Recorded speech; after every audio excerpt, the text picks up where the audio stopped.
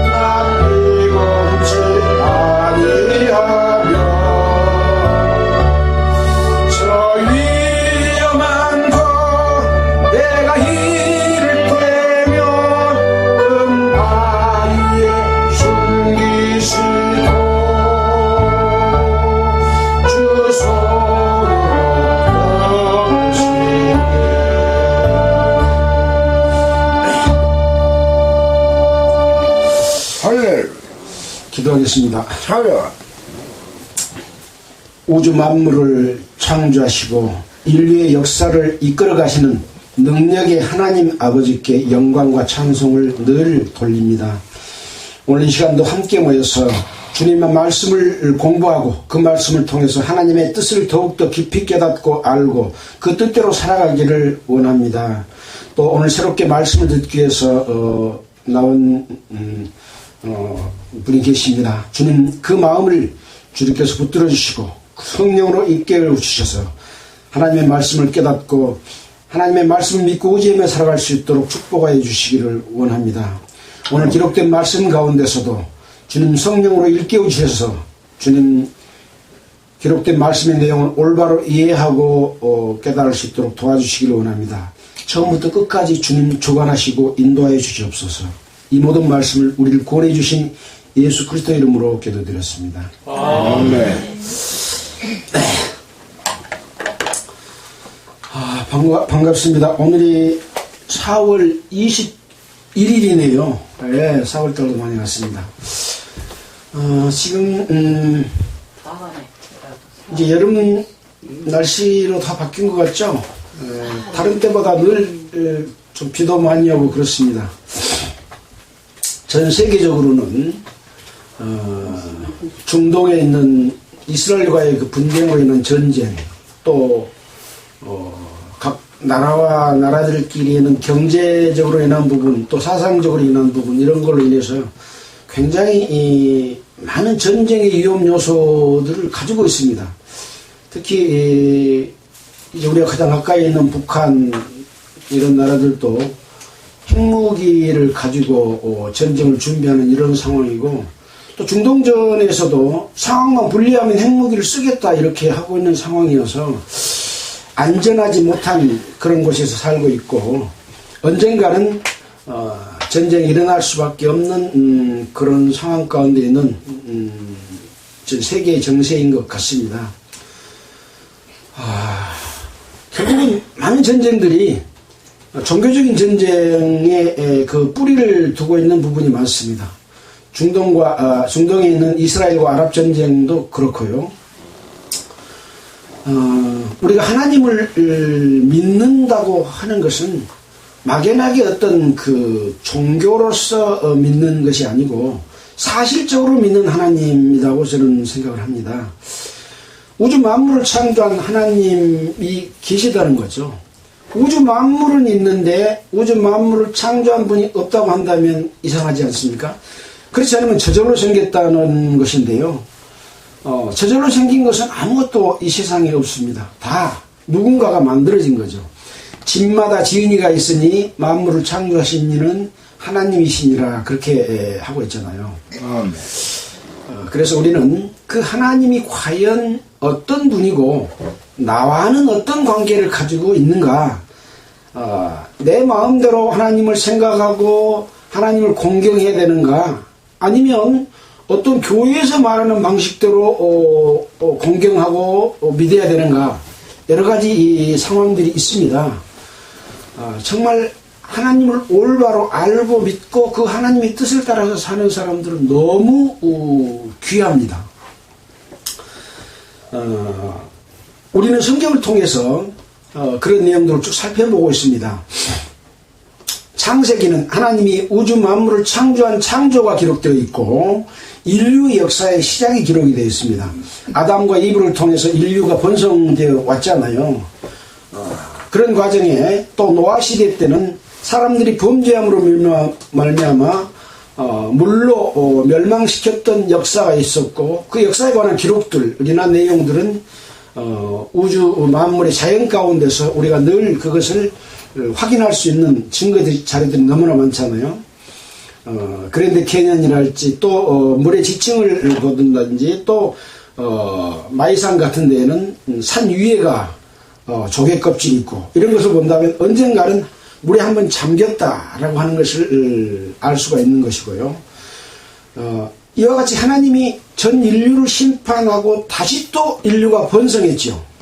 노아의 아들들이 누굽니까? 셈과 함과 야벳입니다. 이 세 아들을 통해서 인류가 번성했습니다. 셈은 우리의 조상입니다. 함은 아프리카 흑인들의 조상이죠. 야벳은 유럽의 조상들입니다. 그래서 우리가 학교에서 인류의 그 족속들을 구분할 때도 셈족, 함족, 야벳족으로 구분을 합니다. 그래서 이 노아 후손들로 인해서 인류가 쭉 번성해 내려왔고, 또 많은 인류가 번성해서 전 세계적으로 이렇게 퍼져 있습니다. 그 가운데서 하나님이 사람을 창조한 것은 하나님과 사람과의 서로 관계를 위해서, 서로 사랑하고 함께하기 위해서 만들었는데, 사람이 하나님을 떠나서 하나님과 도전하는 사탄, 그러니까 사단도 원래 존재했었던 것이 아니고 하나님의 부리심을 입은 천사가 타락해서 하나님과 도전하는 거죠. 이 천사는 하나님의 부리신 영으로 만든 존재입니다. 사람은 하나님의 사랑의 짝으로 만들었지만 천사는 부리는 영으로 만들었는데, 이 천사도 자유의지가 있는 영적 존재이기 때문에 하나님을 따르지 않고 배신해 버렸던 거죠. 그래서 그 천사, 아침의 아들 계명성이라고 하기도 하고 루시퍼라고 하기도 합니다. 이 천사가 자기와 함께 거느린 그 천군 천사들과 함께 공중권세자를 잡았는데, 이 천사가 많은 세상의 그 신들로 존재하고 있는 거죠. 때로는 귀신이라고 하기도 하고 뭐 여러 신들의 이름으로 붙입니다. 뭐 알라신, 뭔신 막 복잡하잖아요. 수천 가지 신이 있는데 전부 이 타락한 천사로 인해서 그 영향을 받는 그들의 종들인 거죠. 하나님을 믿고 하나님을 따르는 그 백성들은 하나님이 이스라엘을 통해서 하나님을 증거하고 그것을 믿는 자들로 퍼져 있는, 현재 말하자면 기독교 역사 속에서 번성되었던 그런 사람들이라고 할 수 있죠. 그래서 우리가 성경을 배우는 그런 목적은 하나님의 뜻을 따라서 사는 것을 배우는 겁니다.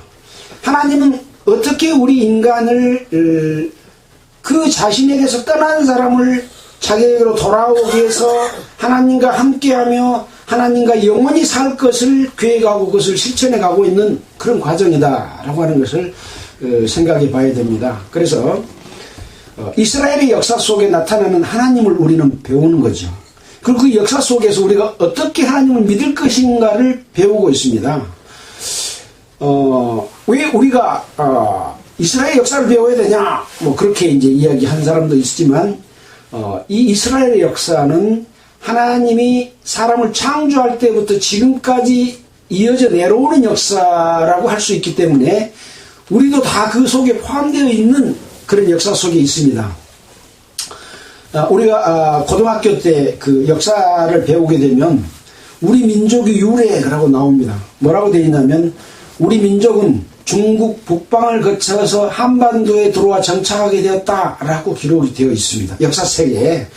그리고 우리는 몽고족이라고 그러잖아요. 엉덩이에 반점이 있는, 몽고 반점이 있는 족속들이죠. 그래서 우리는 대한민국의 단군으로부터 해서 나와서 이렇게 퍼져간 게 아니라 중국 북방을 거쳐서 저 위로부터 내려와서 대한민국에 정착했던 거죠. 이것이 바로 실제적인 역사입니다. 그래서 우리는 이 성경 가운데에서 예외가 아닌 그런 사람들이기 때문에 반드시 성경을 통해서 하나님을 알고 하나님의 뜻을 배우는 것이 중요하다, 그런 말씀을 드립니다. 얼마 전에 이제 어떤 분하고 같이 이렇게 이야기를 하면서 하나님을 자기 나름대로 생각하고 자기 주관에 따라서 하나님을 생각하고 판단하는 경우가 있는데, 사실 하나님을 믿는다고 하는 것은 사람의 지혜로는 하나님을 믿을 수가 없어요. 그래서 우리는 영적 존재이기 때문에 하나님이 우리에게 성령을 통해서 계시해 줬을 때 믿을 수 있는 믿음이 생깁니다.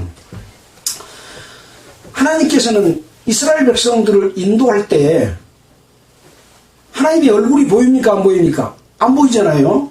능력으로 나타내서 그것을 보여줬습니다. 그 능력은 모세를 통해서 또는 여호수아를 통해서 사람을 통해서 능력을 나타내 보였잖아요. 그래서 애굽에서 출애굽할 때도 10가지 재앙을 내렸고, 그 10가지 재앙은 사람은 할 수 없는 일인 거죠. 사람이 할 수 있는 일이면 기적이라고 할 수 있습니까? 기적이 아니죠. 그러면 그 할 수 없는 일을 하는 것은 어떤 것일까요? 바로 우주 만물을 창조하는 것도 사람은 할 수 없는 일이고 하나님만이 할 수 있는 그런 일이라고 할 수 있는 거죠. 지금 우리가 살고 있는 이 지구는 수많은 위성 중에 가장 인간이 살기에 적합한 땅으로 지어진 것이죠.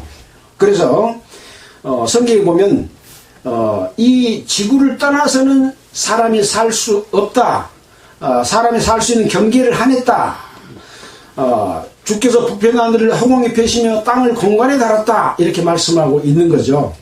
그래서 우리가 살고 있는 이 지구를 태양계라고 합니다.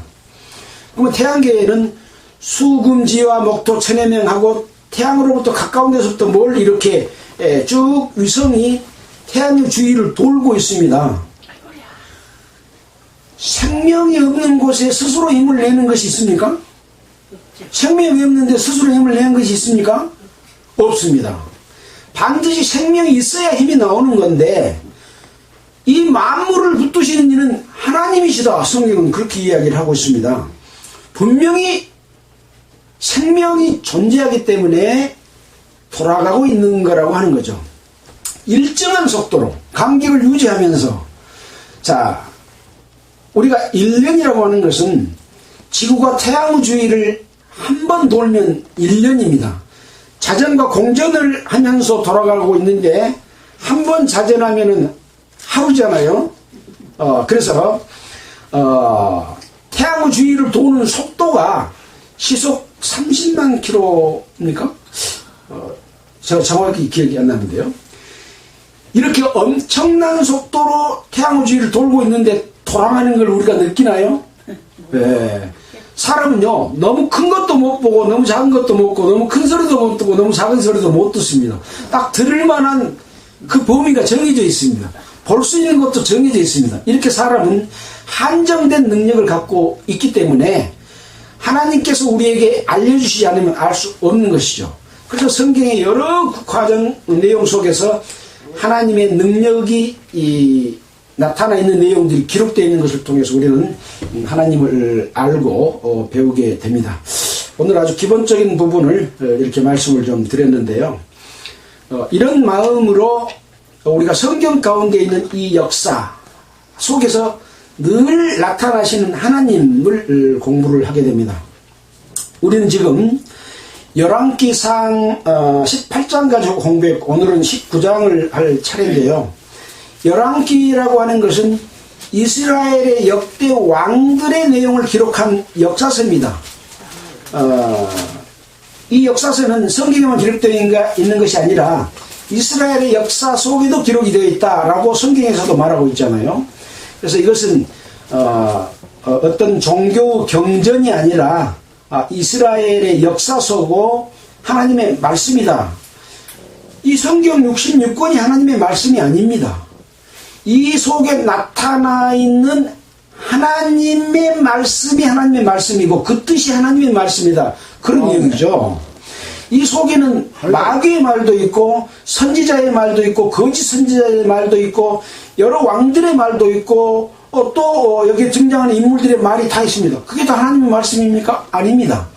이 속에서 역사하는 하나님의 뜻, 그것이 하나님의 말씀인 거고 하나님이 직접 말씀하신 말씀이 있고 또 선지자를 통해서 하신 말씀이 있습니다. 그 말씀 가운데서 우리는 하나님의 뜻을 배우고 그 뜻을 받아들일 때 우리는 하나님을 믿게 되는 것이고 하나님의 사람이 되는 것이고 하나님께서 우리에게 주시고자 하는 그 영광을 우리가 받을 수 있는 축복을 얻게 된다. 그런 내용의 기록이 성경이라고 할 수 있는 것이죠. 아멘.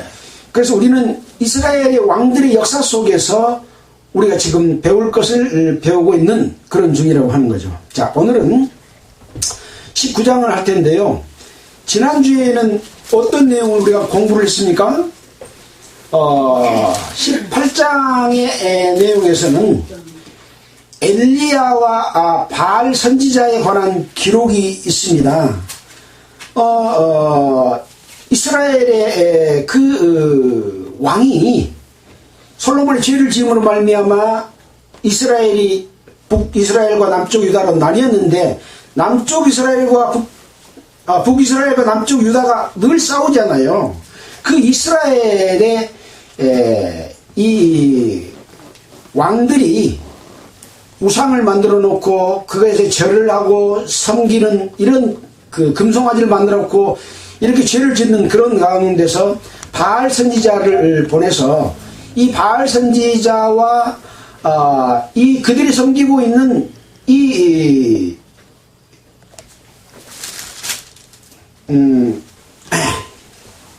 신과의 전쟁을 치르는 그런 내용이 나타나 있는 거죠.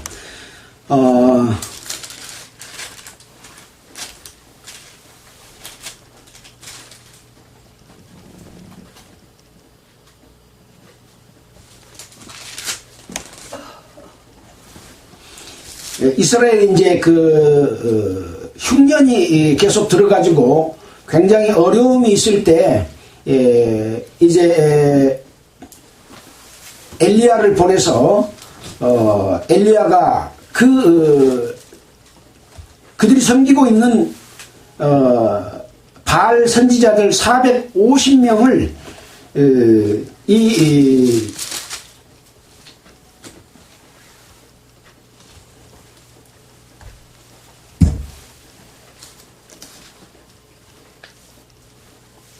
갈멜산으로 올라오겠죠. 그래서 갈멜산에서 이제 바알 선지자들이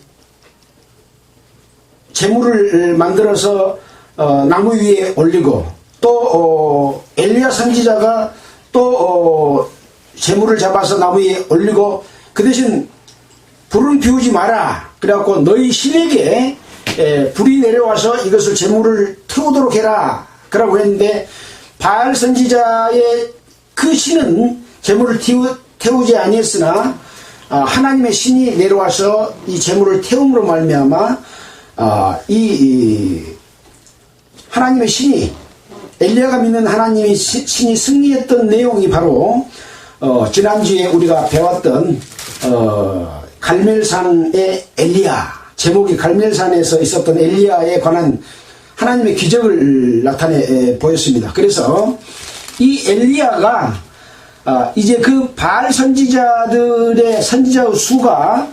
450명이었습니까? 450명의 바알 선지자들을 하나도 남김없이 다 붙잡아서 죽여버렸던 그런 내용이 지난주에 있었던 내용입니다.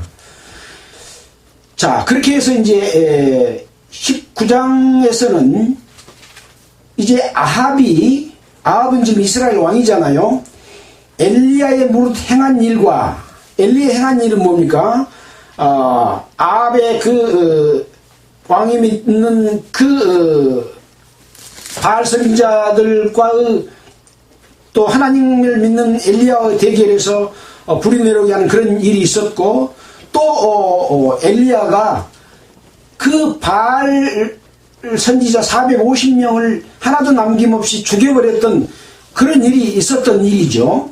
아합이 엘리야의 무릇 행한 일과 그가 어떻게 모든 선지자들을 칼로 죽인 것을 이세벨에게 고하니, 이세벨은 누굽니까? 아합 왕의 부인이 이세벨입니다. 이세벨은 어떤 사람이냐면은 이스라엘 왕 아합의 차로서 두로왕 옛 바알의 딸입니다.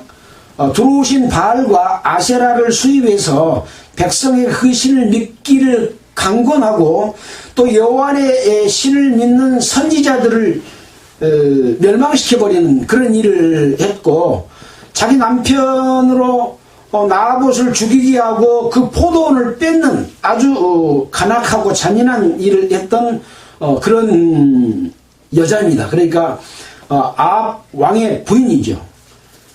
그래서 아합 왕이 자기 부인에게 이 엘리야가 했던 일을, 선지자들을 칼로 죽인 것을 이야기를 했습니다.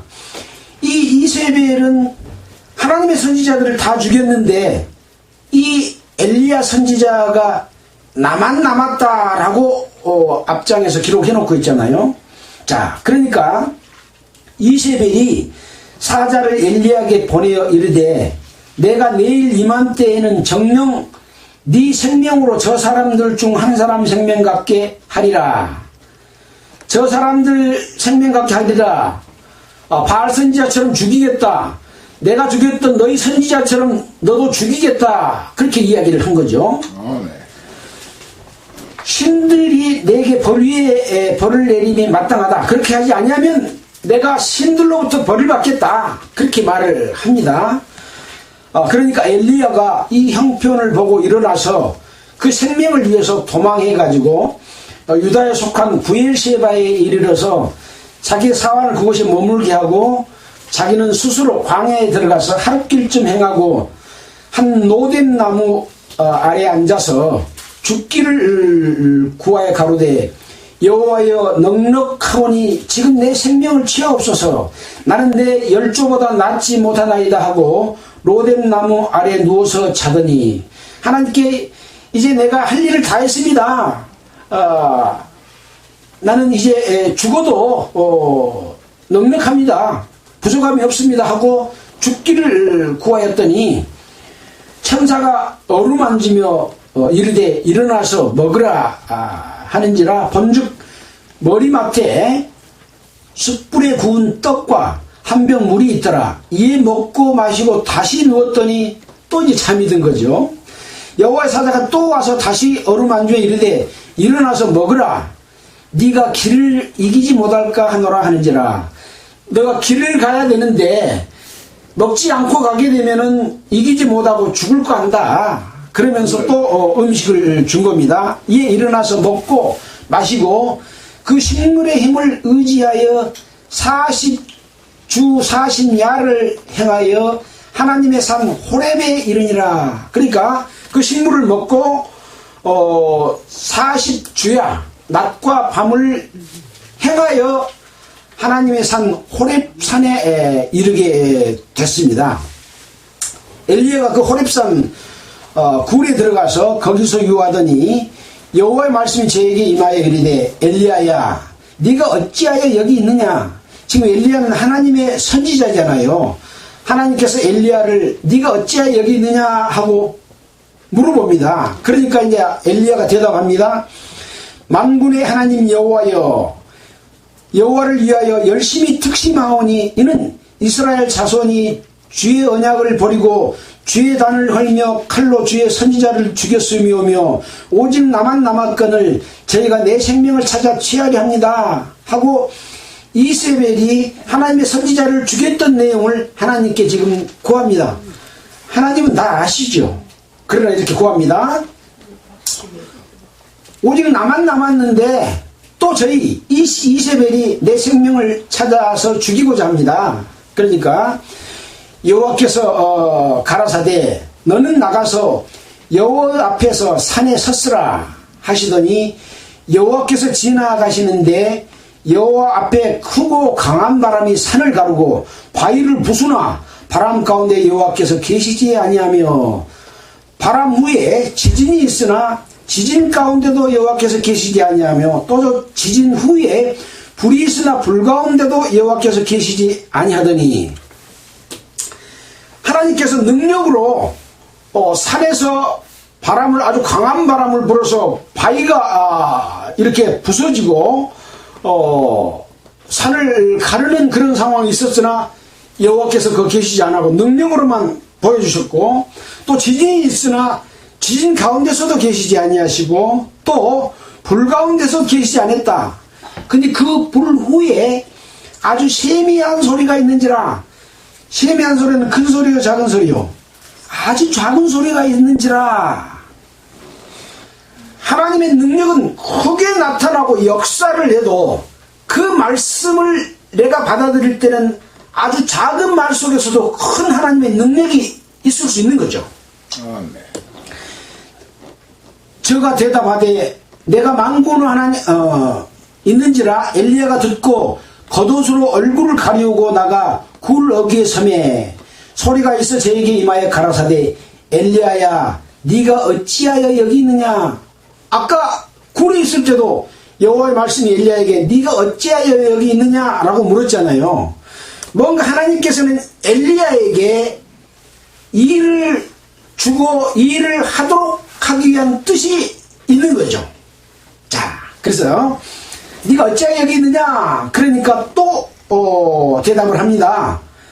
엘리야가 내가 만군 하나님 여호와를 위하여 열심히 특심하오니 이는 이스라엘 자손이 주의 언약을 버리고 주의 단을 헐며 칼로 주의 선지자들을 죽였음이오며 오직 나만 남았거늘 저희가 내 생명을 찾아 취하려 합니다.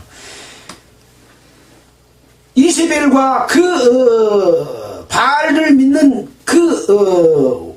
왕의 그 밑에 있는 자들이 전부 하나님의 선지자들을 죽였고 나만 여기 남아있습니다. 내 생명도 취하려고 하기 때문에 내가 지금 여기 있습니다 라고 말을 합니다. 여호와께서 저에게 이르시되 너는 너 길을 돌이켜 광야로 말미암아 다메섹으로 가서, 지금 엘리야가 그동안에 왔던 길은 도망가는 길이었잖아요. 근데 그 도망가던 길을 돌이켜서 광야로 말미암아 다메섹으로 가서 거기 가서 이르거든, 도착하거든 하사엘에게 기름을 부어 아람 왕이 되게 하고, 또 너는 님시의 아들 에후에게 기름을 부어 이스라엘 왕이 되게 하고, 또 아벨 몰라 사바스의 아들 엘리사에게 기름을 부어 너를 대신하여 선지자가 되게 하라. 하나님께서 엘리야 선지자에게 세 가지 일을 하도록 말씀하십니다. 아람 왕이 되게 하는 일, 이스라엘 왕이 되게 하는 일, 선지자가 되게 하는 일을 시킵니다. 자, 그러면서 17절에 뭐라고 말씀을 하시냐면, 하사엘의 칼을 피하는 자를 에후가 죽일 것이요 에후의 칼을 피하는 자를 엘리사가 죽이리라. 그러나 내가 이스라엘 가운데 7천인을 남기리니 다 무릎을 바알에게 꿇지 아니하고 다 입을 바알에게 맞추지 아니한 자니라. 지금 하나님이 바알을 믿고 하나님의 선지자들을 죽인 자들에 대해서 이 죽인 자들은 어디입니까? 이스라엘이잖아요. 그리고 그 왕은 아합 왕이고요. 그 부인은 이세벨이잖아요. 이들을 지금 멸망시킬 것을 말씀해 주고 있는 겁니다. 하사엘을 세워서 아랍 왕이 되게 하고, 이 아랍 왕이 아람 왕이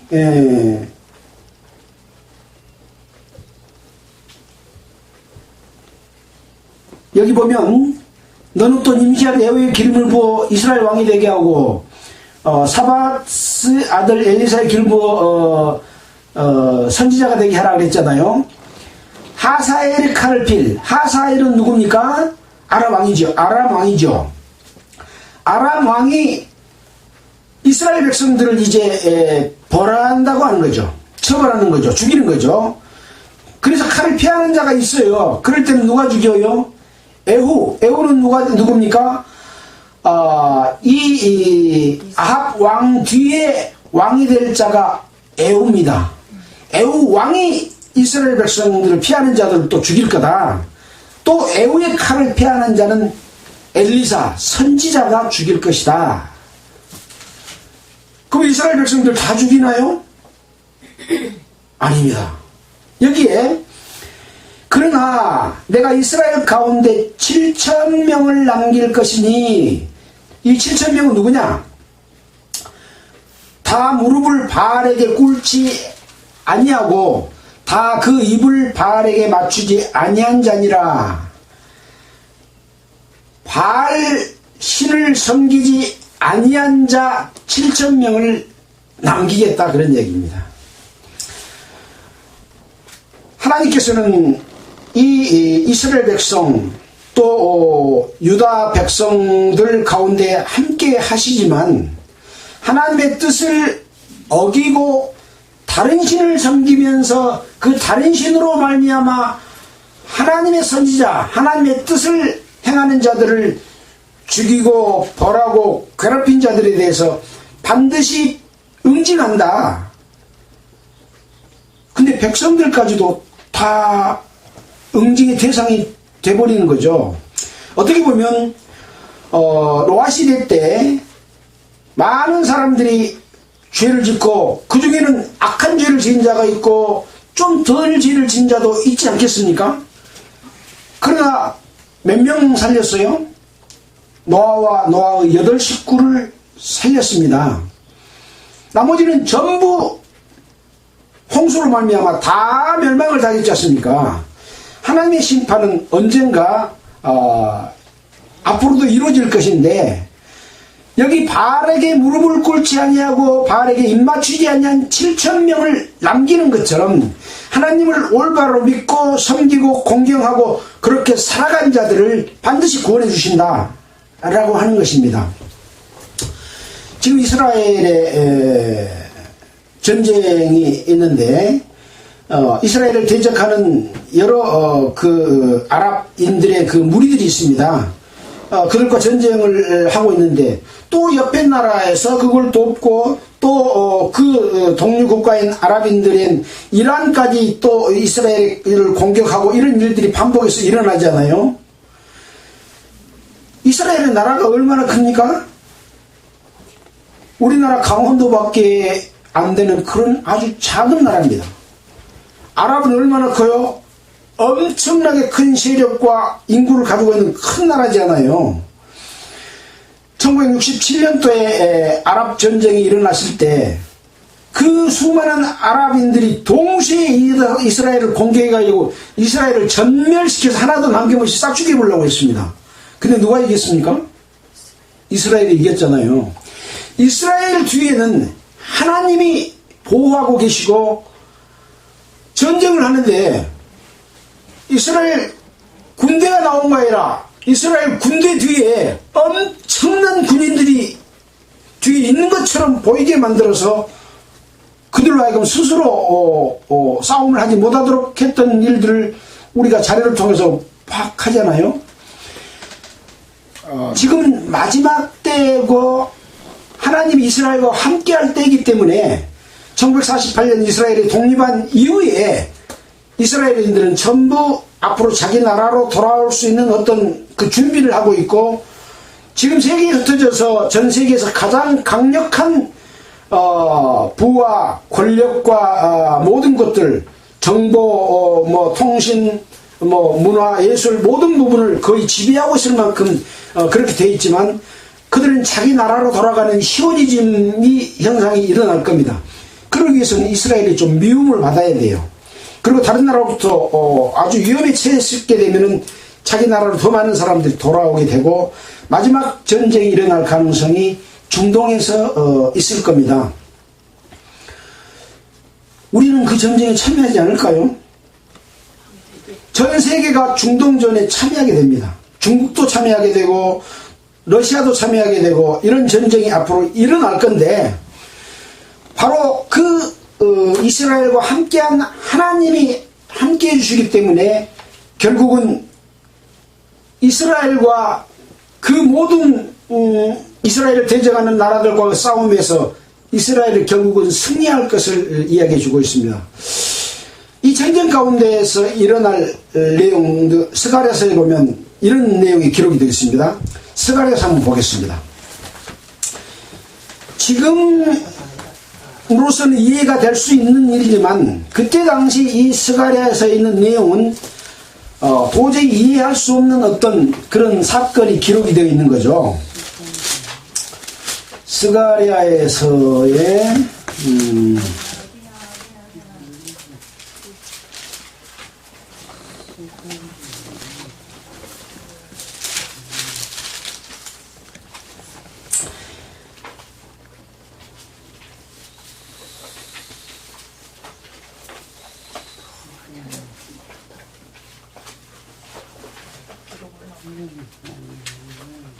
자, 보겠습니다.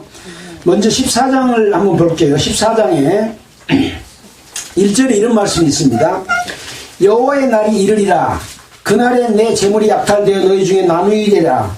내가 열국을 모아 예루살렘과 싸우게 하리니 성읍이 함락되며 가옥이 약탈되며 부녀가 욕을 보며 성읍이 백성이 절반이나 사로잡혀 가려니와 남은 백성은 성읍에서 끊쳐지지 아니하리라. 그때 여호와께서 나가사 그 열국을 치시되 이왕 전쟁날에 싸운 것 같이 하시리라. 그날에 그의 발이 예루살렘 앞 동편 감람산에 서실 것이요 감람산은 그 한가운데가 동서로 갈라져 매우 큰 골짜기가 되어 산 절반은 북으로 산 절반은 남으로 옮기고 그 산 골짜기는 아실까지 미칠지니라 라는 그런 내용이 있습니다. 이 마지막 전쟁이 일어날 때 예수님이 재림해서 이스라엘 감람산에 서실 것이다. 그리고 그 감람산이 동서로 갈라져서 큰 골짜기가 될 것이다 라는 내용이 있습니다. 자, 12절에 한번 보겠습니다. 예루살렘을 친 모든 백성에게 여호와께서 내리실 재앙이 이러하니 곧 섰을 때 그 살이 썩으며 그 눈이 구멍 속에서 썩을 것이며 그 혀가 입 속에서 썩을 것이요.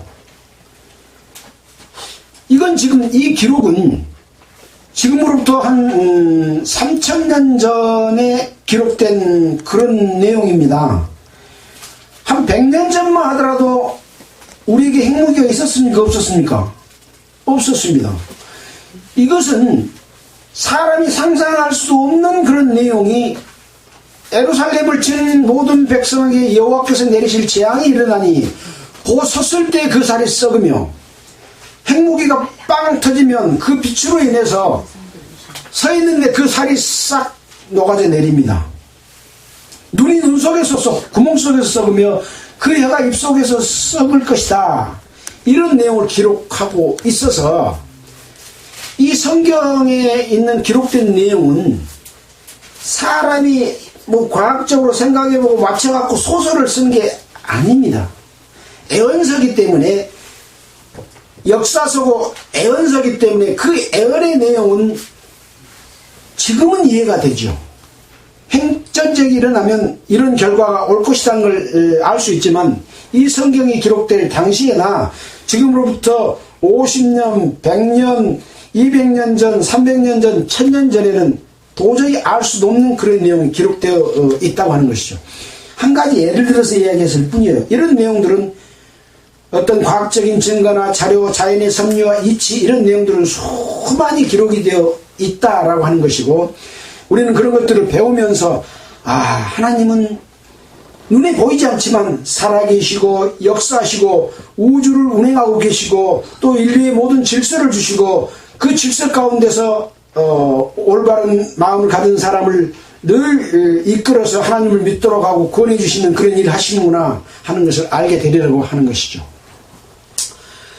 오늘은 열왕기상 19장에 있는 호렙산에서 엘리야를 공부를 했습니다. 이 호렙산의 엘리야는 어떤 엘리야입니까? 하나님께서 엘리야를 통해서 아람 왕 하사엘을 세우고 이스라엘 왕 에후를 세우고 선지자 엘리사를 세워서 이 다른 신을 섬기는 바알을 섬기는 이런 자들에 대해서 또 바알을 섬기고 하나님을 믿는 자들을 죽이는 이 이스라엘 나라를 벌하시겠다고 하는 그런 호렙산의 엘리야에 대해서 살펴봤습니다. 하나님의 역사와 심판은 사람 눈에는 잘 보이지 않지만 이 성경 말씀을 통해서 이렇게 이루어진 내용들을 기록을 해놨습니다. 지금은 당장 어떤 범죄한 나라를 징벌하지는 않습니다. 악한 일에 속히 징벌이 실행되지 않으므로 인생들이 악을 행하기에 마음이 담대하도다. 이 성경이 완성됐기 때문에 성경을 통해서 늘 역사적인 사실을 통해서 하나님이 행하신 일들을 보게 됩니다. 그리고 그것을 믿을 수가 있게 되는 것입니다. 이런 구약 성경이 앞으로 또 열왕기상의 왕들의 역사가 계속 이어질 겁니다. 말라기까지 이어집니다. 그 다음에 이제 구약 성경이 끝나게 되면 신약 성경이 시작되죠. 신약 성경의 시작은 누구로부터 시작됩니까? 예수 그리스도로부터 시작이 됩니다.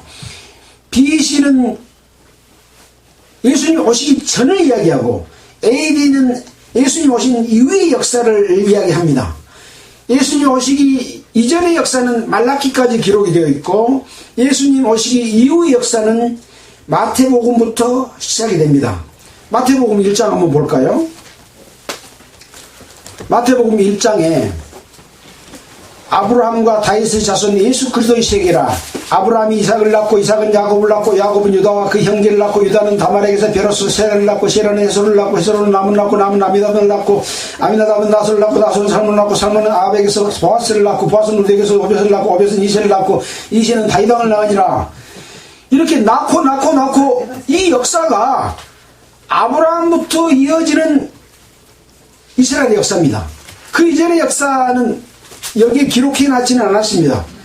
아브라함 이전의 역사는 창세기부터 아브라함까지잖아요. 그래서 모든 역사는 구약 성경에 다 기록이 되어 있습니다. 그리고 신약 성경은 이 역사를 이어서 예수님이 이 땅에 오시고 예수님이 구약 성경에 이어서 하나님의 뜻을 성취하러 오셨다라고 하는 것을 말씀해 주고, 이제 예수님이 오셨기 때문에, 예수님 누구예요? 하나님의 독생자라고 그러죠. 이 땅에 오셔서 독생하신 하나님으로서 일을 하는 역할을 하는 겁니다. 그래서 하나님은 성부, 예수님은 성자, 성령은 또 보이지 않는 하나님의 영으로서 일하시는 분이기 때문에 이 세 위를 한 분이라고 이야기합니다. 그래서 삼위일체라고 하는데요. 마치 먹고 간다면 우리 몸에는 머리가 있고 손발이 있고 몸이 있고 다리가 있잖아요. 근데 각기 다른 사람입니까? 한 몸이잖아요. 한 몸인데 역할만 다른 거예요. 하나님으로서 모든 것을 주관하시는 역할, 또 아들로서 이 땅에 오셔서 사람들에게 직접 나타나서 사람들로 하여금 하나님의 능력을 행해서 하나님을 볼 수 있도록 하는 능력을 나타내 보이는 역할, 그 다음에 성령은 예수님이 부활 승천한 이후에 이 땅에 오셔서 구약 성경의 하나님과 예수님이 이루신 일을 전하고 믿도록 하는 능력을 나타내시는 그런 역할을 해서 이 성경의 모든 역사가 하나님의 역사로 이루어진다 하는 것을 알려주시는 것이다 라는 말씀을 드리기 때문에, 이제 구약 성경은 우리가 교훈받아야 할 내용들이 수없이 많이 있지만 실제 복음이 완전하게 이루어서 구원의 역사를 이루는 것은 신약 성경에 기록이 되어 있습니다. 신약 성경에 예수님이 이루신 일을 통해서 우리가 그동안에 지어왔던 모든 죄를 사함을 받고 용서함을 받고 하나님의 자녀로 태어나는 거듭나는 과정을 거쳐서 하나님의 백성이 돼서 그 백성이 또 하나님의 뜻대로 살아가는 것을 배우도록 해준 성경이 바로 마태복음에서부터 요한계시록까지 쭉 기록이 되어 있다. 요한계시록은 마지막에 되어질 일에 관한 또 기록인 거죠. 그래서 여기 함께하는 모든 분들이 이 말씀을 통해서 정말로 올바른 믿음을 갖는 여러분들이 돼서 하나님께서 우리에게 주시고자 하는 축복, 그것은 육신적인 축복이라기보다는 영원히 없어지지 아니하는 영원한 축복이죠. 사람이 죽으면 끝이 난다, 끝이다 라고 말을 하고 있지만, 지난주에도 말씀을 드렸듯이 죽음이라고 하는 것은 우리 육체와 영혼이 분리되는 것이 죽음입니다. 우리 한 손이 잘라졌다고 합시다. 어느 쪽에 살아요?